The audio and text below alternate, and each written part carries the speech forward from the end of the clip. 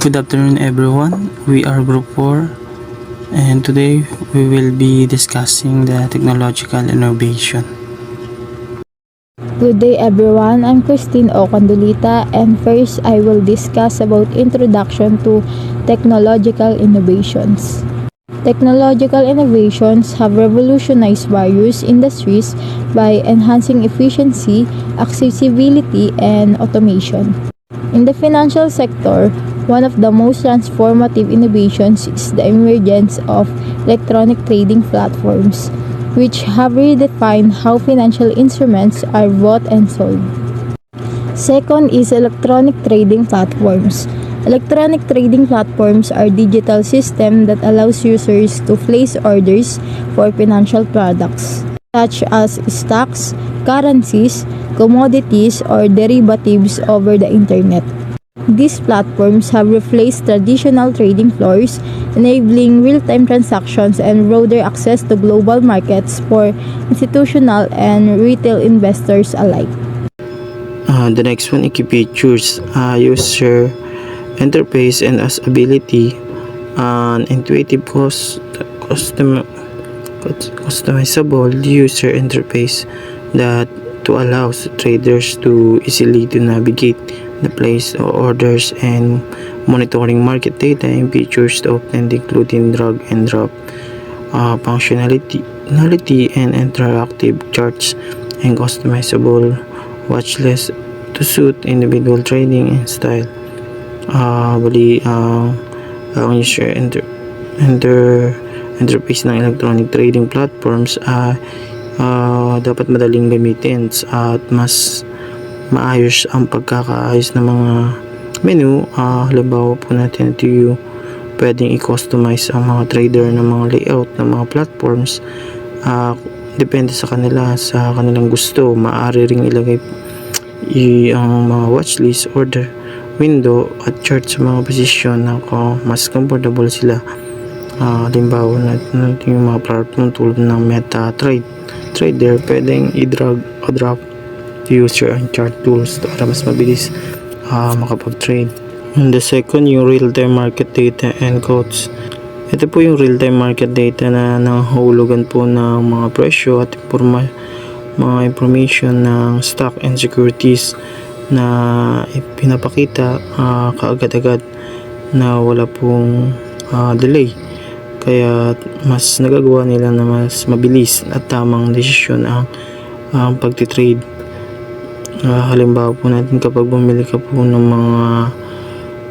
ng shares sa isang mabilis na gaya ng gantong mabilis na market, is makikita mo agad na actual na presyo at kung ilan yung volume ng stock na gusto mong bilhin. The next one, advanced charting and analytical tools. Ang mga advanced charts daw ay meron ding mga technical indicators. Halimbawa po natin ito yung mga moving averages, mga RSI, MACD, and then halimbawa sa mga trading view ay pwedeng naglagay mo mga indicators at mag-drawing ng mga trend lines sa chart upang matulungan po ang mga trader na mag-desisyon kung kailan bibili o magbibenta ng mga stock. Halimbawa po kung ikaw po ay gumagamit ng isang trading platforms, makikita mo agad yung presyo ng example yung Jollibee Food Corporations sa real time. Pwede mong i-customize ang iyong dashboard para makita po yung mga paborito mong stock sa charting tools. Pwede mo pong i-analyze kung kailan magandang bumili batay po sa mga galaw ng presyo gamit ng mga candlestick chart at maglagay po ng mga moving average para po mas makita ang trend ng stock. Sa madaling salita po, mga electronic trading platforms ay idinisenyo para po gawing mas madali at mabilis at mas epektibo po yung pagtitrade gamit mga intuitive na interface sa real-time na impormasyon. at advanced na analytical tools. Good day everyone, I'm Jennifer Cayetano to discuss the technological innovations in electronic trading. So, electronic trading, also known as e-trading, refers to the use of computer system and networks to facilitate the trading of financial products, kagaya ng stock, bonds, delivery gates, and currencies. Additionally, trades were conducted on physical trading floors, but with the rise of the internet and technology, most trade now occur through electronic platform. Ito yung platform naman is kumukonekta sa mga namimili at nagbebenta, and in-execute nito yung transaction. Halimbawa, New York Stock Exchange, where once traders shotted bids and offers.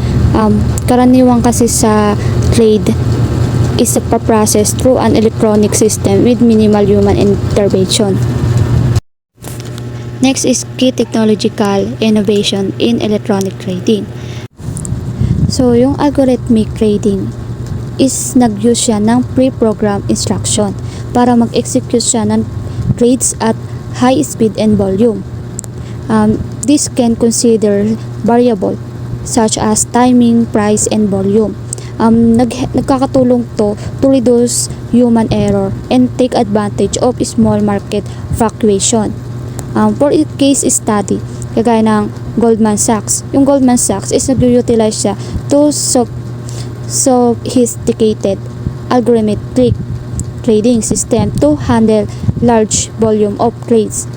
This system can break down a large order into smaller parts and execute them at optimal times to minimize market impact.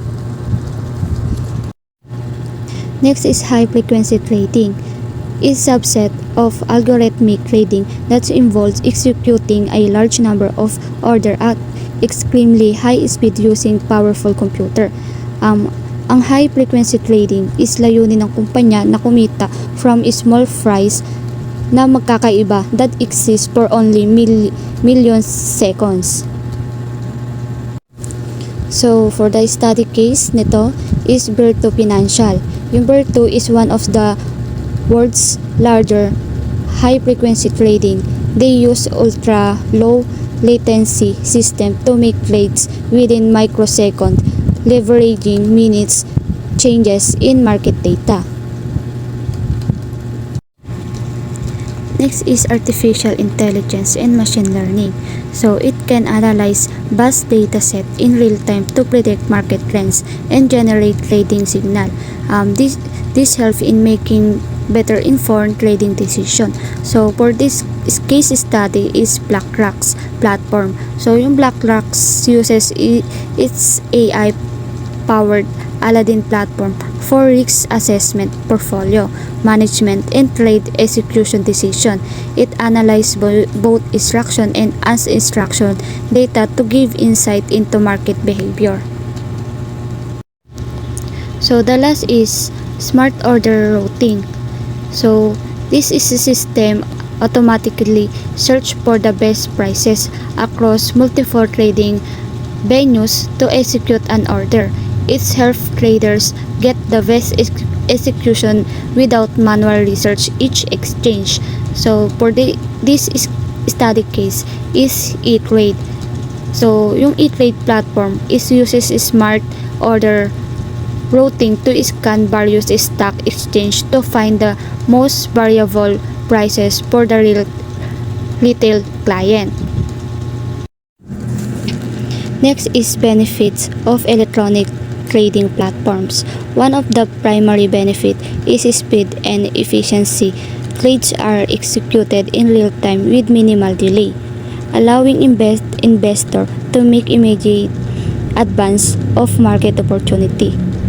These platforms also provide greater accessibility, enabling anyone with an internet connection to trade from anywhere in the world.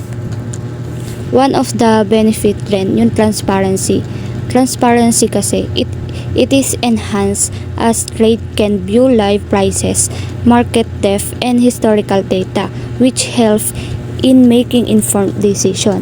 Moreover, lower transaction costs are a major benefit since electronic trading reduces the needs for intermediaries and paperworks. Sambarado, and the topic I discuss is financial technology and the key areas of fintech or financial technology. So, what is the financial technology? Si fintech daw po, it refers to the integrations of the technology into the offerings to improve their use and delivery to consumers. Si fintech daw po ay tumutukoy sa paggamit ng new technology upang mapabuti at mas maisaayos ang paghatid at paggamit ng mga financial services. Sa madaling salita po, si fintech ay mga applications and software at iba pang technology na ginagamit upang tulungan ang mga business owner and yung consumers na mas mahusay sa pag-manage ng kanilang pera at mga operational process. The financial technology is a term that describe the mobile application, software, and the other technology that enable the user and enterprises to access and manage their finances digitally. Alam naman po natin sa buong mundo is marami pa rin ang mga walang bank accounts dahil na rin po sa hindi nila alam kung paano ma-access ito pero sa pamamagitan po ng fintech, financial technology is mas madali na lang po silang maka-access gamit lang po yung kanilang mga smartphones. Madali na lang silang maka-download ng mga mobile payments apps gaya po ng GCash, Paymaya, dahil ito po ay uri po ito na fintech, financial technology na mas madali na lang makapag-send ng pera at magbayad ng mga bills at mas mababa po yung bayad. And dito po meron pong video para po malinawan tayo kung ano po ang financial technology. If you've ever paid for something with your phone, transferred money using an app, or checked your bank statement online, then you're already part of a multi-billion-dollar industry. It's called fintech, and it's changing economies around the world. Fintech is short for financial technology. Seems simple, right? Well, the term fintech includes a huge range of products, technologies, and business models that are changing the financial services industry. It refers to everything from cashless payments to crowdfunding platforms to robo-advisors to virtual currencies. So every time you donate to someone's Kickstarter campaign, that's fintech. Or if you transfer money to someone using Venmo, that's also fintech. And that's just the beginning. Here at a major fintech conference in Amsterdam, hundreds of companies are trying to disrupt the banking and finance industries by changing the way we pay and borrow money. And investors are buying it. Global investment in the fintech sector has added up to nearly $100 billion since 2010. In 2017 alone, fintech investment surged 18%. Startups focusing on payment and lending technologies received the majority of those funds. It's not just startups that are getting into fintech. Some of the world's biggest companies, from Apple to Alibaba, are going big on it too. Just think of Apple Pay or Alipay. One reason for all of this investment, consumers are adopting fintech fast. 1 out of every 3 people across 20 major economies report using at least 2 fintech services in the last 6 months. China and India are leading the way, with more than half of consumers using services like money transfers, financial planning, borrowing, and insurance. Financial technology has filled a void for people around the world who don't have access to traditional banking services. In fact, it's estimated nearly 2 billion people worldwide are without bank accounts. Now, thanks to fintech, all you need is your phone to take out a loan or insurance. Take Kenya, which pioneered a mobile banking system called M-Pesa. Kenyans access their M-Pesa accounts directly on their mobile phones to transfer money, pay bills, or take out loans. Today, an estimated 96% of households in Kenya use M-Pesa. And one study found it has helped lift roughly 2% of Kenyan households out of extreme poverty. The rise of fintech has forced traditional lenders, insurers, and asset managers to embrace new digital technologies. For example, wealth managers now have to compete with robo-advisors, which are automated financial planning services. I mean, talk about rise of the robots, right? Thanks to high-tech algorithms, these services are available 24/7 and can be more affordable than traditional asset managers. That helps explain why some robo-advisors already have billions of dollars under management. Like any growing industry, fintech isn't without risks, and some regulators have struggled to keep up with the fast pace of innovation. Think of peer-to-peer lending platforms, where individuals borrow and lend without going through a bank. Compared to traditional banks, these services might not be required to set aside as much money in case customers default on their loans. This can be risky for companies and consumers. Data privacy is another major concern. As more financial services go digital, cyber attacks become a bigger risk. The challenges facing financial technology are likely to grow as more businesses go digital. But for many of the companies and consumers here, fintech is more than a buzzword. It's a big business opportunity.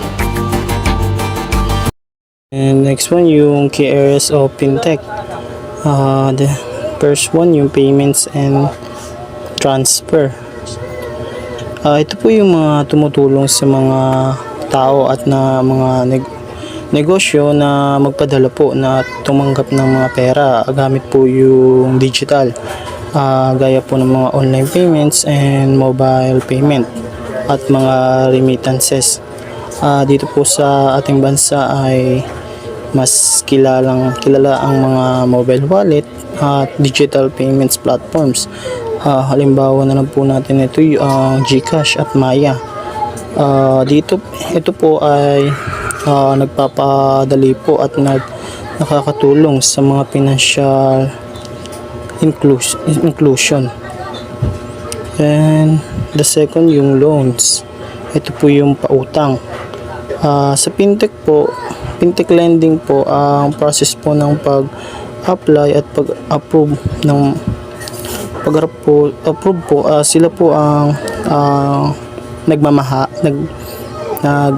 po nito ng mga pautang po na ginagawa na digital. Meron din pong mga platforms na nag-aalok ng mas alternatibong pautang tulad po ng mga peer-to-peer lending at mga business loans na mas mabilis at mas madaling ma-access, hindi gaya po ng traditional na bangko. And syempre po, bago po ma-approve ay gumagamit po sila dito ng mga digital data upang masuri po ang mga credit worthiness ng mga mag-a-apply po sa kanilang loans. And the third po yung wealth management. Ito daw po yung nagbibigay ng mga digital tools para po sa namumuhunan at nagpapalago po ito ng mga yaman. Gaya po ng robo-advisors tsaka mga online brokerage at portfolio management.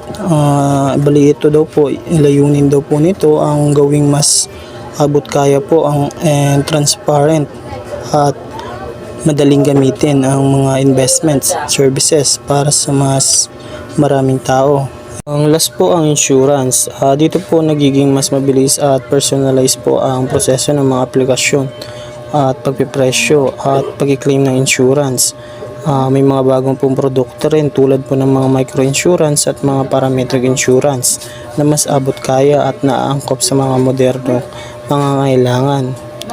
Sa kabuuan daw po, ang fintech daw po ay nagdudulot ng mas mabilis at mas mura at mas accessible na mga serbisyong pinansyal sa pamamagitan po ng technology na nakakatulong sa mas malawak na financial inclusion sa Pilipinas. Hindi na po sa Pilipinas, pati na po sa mga iba't ibang bansa po. Maraming salamat po. Good day everyone, I'm Christine O. Candolita and this is the benefits and impact of financial technology. First is lower cost. Nakakatulong ang fintech na pababain ng gastos sa pagbibigay ng mga serbisyong financial dahil sa automation at digital platforms na nagpapabilis ng proseso at nag-aalis ng mga traditional na hadlang. Second is innovation in services. Dudulot ito ng mga bagong uri ng serbisyo tulad ng digital banking, mobile payments at automated financial advice na mas personalized at mas mabilis para sa mga gumagamit. Third is economic growth and job creation. Ang paglabas ng fintech ay nagbubukas sa mga oportunidad para sa mga bagong negosyo at trabaho, lalo na sa mga sektor ng digital finance na nakakatulong sa pangkalahatang pag-unlad ng ekonomiya. Next is challenges in financial technology. First is regulatory compliance. Mahalaga ang pagsunod sa mga regulasyon upang mapanatili ang integridad ng sistema at protektahan ng mga gumagamit. Second is compliance with law, cybersecurity threats, funding and stability early stage, financial inclusion, and last, ethical and responsible AI use. Kailangan ng maingat na paggamit ng artificial intelligence or AI upang maiwasan ang diskriminasyon at mapanatili ang tiwala ng publiko. Next is future trends in technological innovations. First is artificial intelligence. Patuloy na gagamitin ng AI para mapabuti ang serbisyo tulad ng personalized financial advice at fraud detection. Next is autonomous system and quantum computing. Ito ay magpapabilis ng complex computations na makakatulong sa seguridad ng analytics. Next is telemedicine 2.0, smart cities, enabling Internet of Everything, and brain-computer interfaces. Sa kabuuan po, ang fintech ay isang makapangyarihang pwersa na nagbabago ng paraan ng pag-access at paggamit ng mga serbisyong pinansyal sa Pilipinas at sa buong mundo. Ngunit may mga hamon na kailangang harapin upang masiguro ang ligtas, patas at epektibong paggamit nito.